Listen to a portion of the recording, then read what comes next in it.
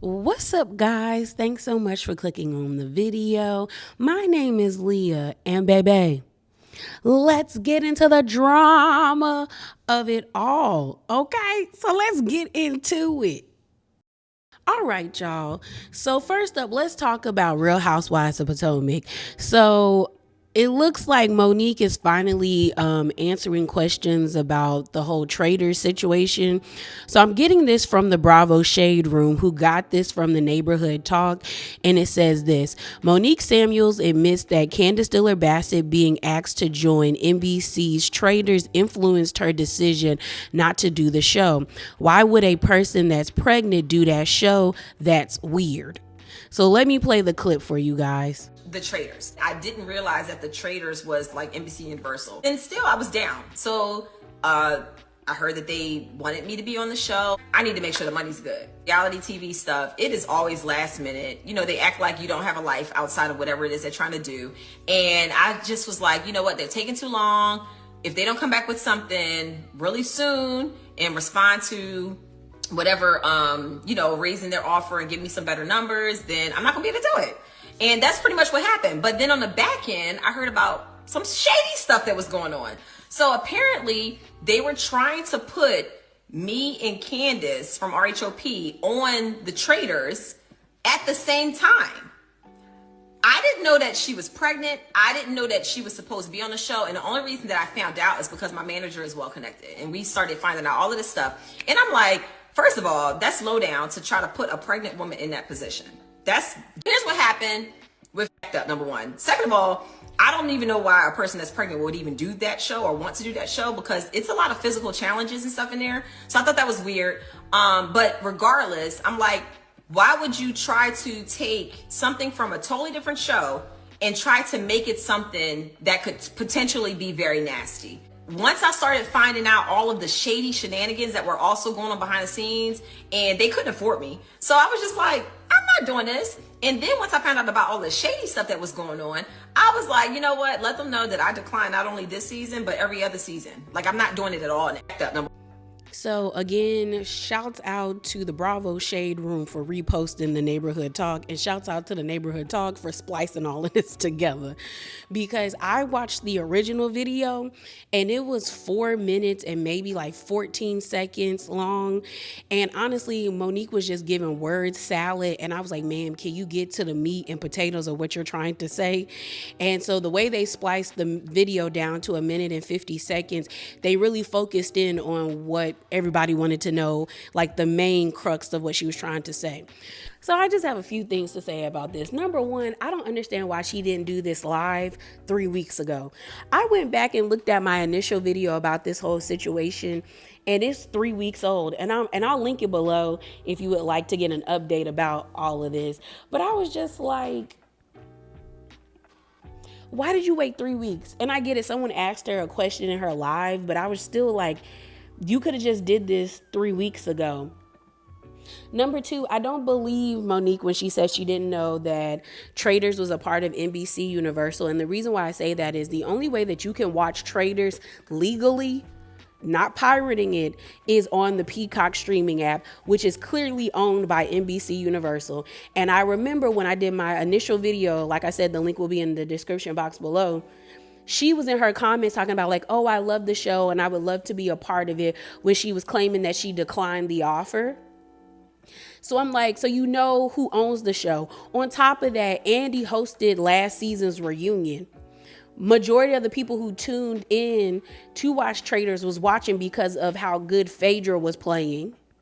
Like the first season of Traitors, US version, I think was just regular people. And then this season 2 is all these like reality people.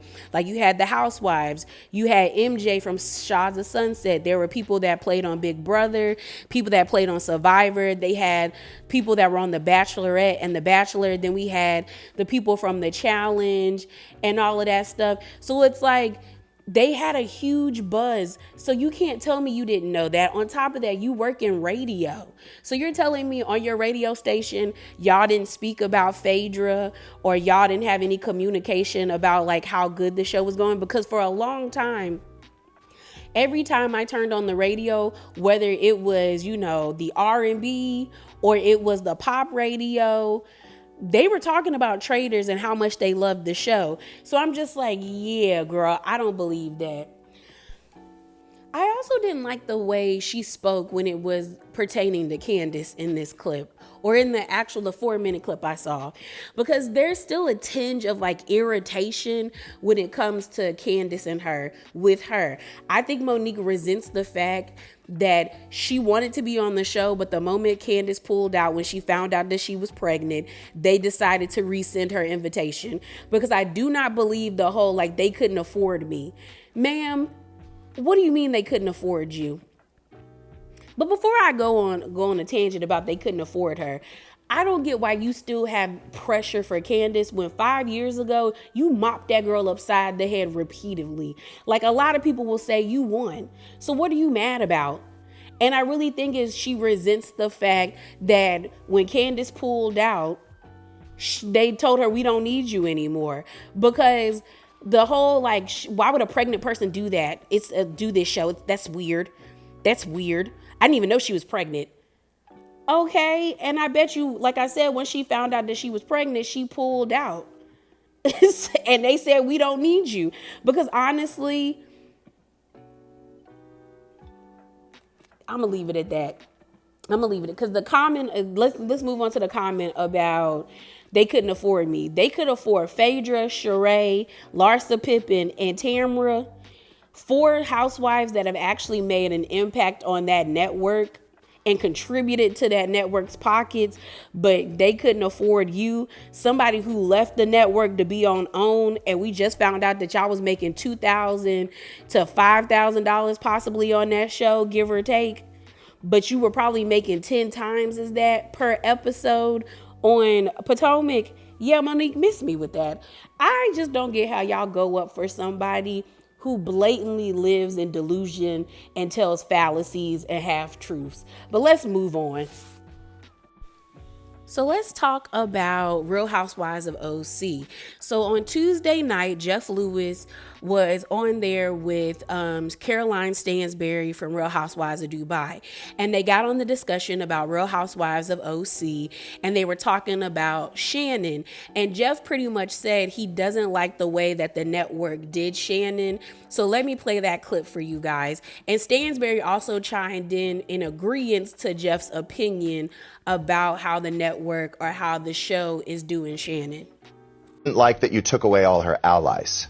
You know what I'm saying? So she went in with, well, we didn't take away her allies. Well, Taylor and Vicky and, well, she and Tamara were allies. No, before... that is a terrible situation that woman is in. It is a terrible situation. Let's just give her a minute. Yeah. That is an incredibly bad position to be in for they set anybody. Her up. Well, which situation? Did, yes. Bravo. Which situation? But you calm down. No, not Bravo. Not Bravo. So the reason why I brought you guys that clip was because this clip came from No Smoke No More, but All True Tea reposted it. And pretty much they pinned Tamara and Gretchen Rossi's comments underneath the video, and then Kelly Dodd somehow with her crazy self hopped into the chat. So this is Tamara's pinned comment. She said, come on, Jeff. You know that's not true. Taylor was her friend, but the second Taylor was fired, Shannon stopped speaking to her. Sounds familiar? Vicky hasn't been full-time in years. I was her friend, but you will see what she did to me. Shannon is not a victim. And then Gretchen Rossi said, agreed, and then she had the 100% emoji. So then Kelly Dodd entered the chat by commenting or replying to Gretchen's agreed 100% comment by saying, at Gretchen Rossi, I wish you were on there to go after Tam Rat. And that's where it ended. So to a certain extent, Jeff is correct, Stansberry is correct, and even psychotic Kelly Dodd and Gretchen is correct. Shannon doesn't have any allies, but I think we also need to be honest and realize that Shannon did it to herself. in my opinion. No one told you to get behind the wheel of the car drunk as hell. No one, so she got to deal with that DUI. It's not her fault that, John broke up with her. Also, it's not her fault that, Jesus Jugs is on the show. And that John now, they got that whole money situation. But when it comes to, I'm saying she needs to take responsibility for like her being on an island by herself, is because Shannon did what Gina did to her when Heather came back. Gina switched up on Shannon to be friends with Heather. And when Tamra came back, Shannon switched up on Heather to be friends with Tamra. And I can't feel bad for Shannon when Tamra is a black snake in the grass. She is a black mamba. She does not blend in with the grass. Tamra has shown you who she is for a long time, Shannon. And the fact that you allowed her to come back into your life, that's your fault. You have to take ownership of that. Now, to an extent, I do agree with Tamra. It does seem like once Vicky and her got kicked off the show, Shannon was not featuring them. So I could definitely see her doing the same thing to Taylor. But again, I'm excited for this season. Bring on the mess and the drama. So the last thing we're going to talk about is Lisa in this lawsuit that's being brought against her and two of the companies that she owns. I'm getting this from Reality Entertainment TV. They took an excerpt out of the TMZ article, but I will link it below. But I'm just going to read this graphic because they gave us the cliff notes of it. And I'm also going to read the comment they put underneath it. So the graphic says this: Lisa Barlow and two companies she is associated with, including her tequila brand, are facing a lawsuit that alleges more than $400,000 was loaned out but never paid back. The Real Housewives of Salt Lake City star Vita Tequila and Lux Branding are named as defendants in a lawsuit brought on by a guy named Bert Carlson, who claims he is a longtime personal friend of Lisa. The lawsuit is over loans he says he made to her starting over 10 years ago, but this is a decade ago. The way Carlson tells it, Lisa came to him in 2010 and told him she and her business were experiencing financial hardships and she needed lots of cash to cover expenses. Carlson claims he agreed to give Lisa the money, but didn't specify a time period for repayment because of the longtime friendship with Barlow. Over the next several years, beginning in May of 2010 through February of 2018, he says Carlson alleges he loaned Barlow, Vita and Lux a total of $410,084.36. Money he says he asked for several times over the last few years without any repayment. He says every time he asks for the money, Barlow has allegedly responded by basically saying there's no way for her or her companies to pay him back, and now he wants some help from a judge to get what he claims he is owed. So the comment they left underneath said this: TMZ reported that Real Housewives of Salt Lake City star Lisa Barlow and two companies she's associated with, Vita Tequila and Lux Marketing, are facing a lawsuit alleging over $400K was loaned out but never paid back. Bart Carlson, a longtime friend of Lisa, claims he made loans to her over 10 decades ago but did not specify a repayment plan. Carlson claims he has asked for the money multiple times, but has been denied. He is now seeking help from a judge to recover the amount owed. So Lisa ended up responding on Wednesday after the news came out about this lawsuit with Lisa. Now, I'm getting this from All True Tea, which they took this excerpt from page 6. I will locate that article and put the link in the description box below. But this is what Lisa had to say. The 49-year-old reality TV personality responded to the lawsuit on Wednesday, saying that she's deeply saddened over their legal situation. Bert Carlson was once a business partner in a restaurant in Park City, and I thought a friend. I am deeply saddened that he has decided 9 years after our restaurant business ceased to claim that I owe him money, she said in a statement on page 6. To be clear, the claim that I owe Bert or his company money is untrue. I pay my bills and obligations, and I have always have. I look forward to the truth coming out, and I intend to hold Bert fully accountable for any damage this personal attack may cause me or my businesses, she continued. So this is interesting.